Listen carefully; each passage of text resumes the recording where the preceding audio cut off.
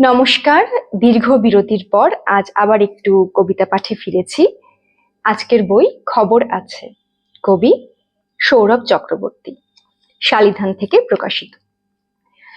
আজকের কবিতার নাম ঠান্ডা লাগার দোষ।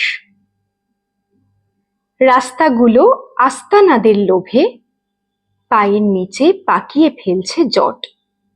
খুলছি বাঁধছি, বাঁধছি খুলছি, তবু তোর মতনই উষ্ণ অকপট।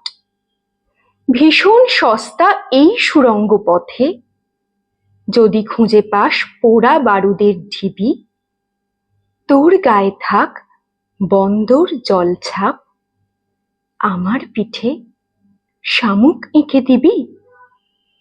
আমি বাঁধবো পিঠের পরে বাসা, পথ চলতি টুকরো জীবন বীমা।